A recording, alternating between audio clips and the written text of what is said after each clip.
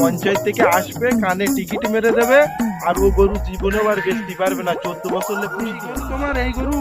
হ্যাঁ হ্যাঁ হ্যাঁ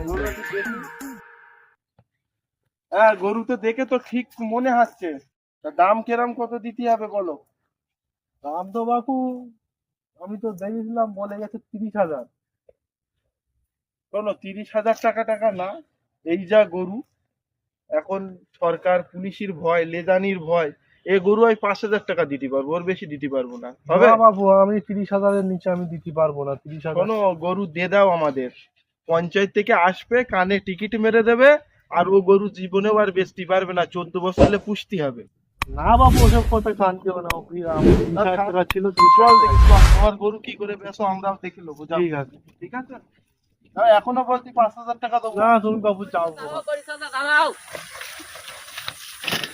ওখানে স্যার তোমার গরুর খুঁজতেছে, কানে নাকি টিকিট মারবে, তাই পঞ্চায়েতের লোক এসে তোমার গরু শিগগির নুকো। এই নাকি ব্যবসাদার বলছিল গরুটা নেবে, তাই কানে সিল মেরে দেবে, তাই আমি গরুটা নুকোই, তাড়াতাড়ি ব্যবসাদারি খুঁজতে যাবে। এই গরু কি এসে নাই? হ্যাঁ হ্যাঁ, গরু ও, কষাই ভাই, কষাই ভাই, এই বাপ, এই বাপ, কি হয়েছে তোমার, কি হয়েছে? বলছি বাবু, তুমি গরু নেবে বলছিলে, আমার 5,000 টাকাই দাও খুনি। 5,000 টাকা গরু তো আর এখন হবে না, এখন 4,000 টাকা দিতে পারবে?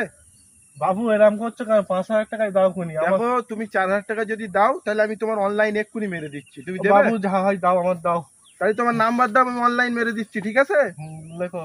আরে ভাই, তুই এক্ষুনি এই যে লোক তো দেখতে পাবে, আমাদের সঞ্চালক দেখতে পাবে লোক। তোর টাকা আমি ঠিক পাঠিয়ে দেবো, তুই চলে যা। ঠিক আছে আর ভাই। সামনে দিনই যেন আবার হবে, আর এই ওই গ্রামে একটা গরু আছে, ওখানে গিয়েও এই সেম কেস। ঠিক আছে? চল চল, এই চল, চল, এই চল, আয়, আয়।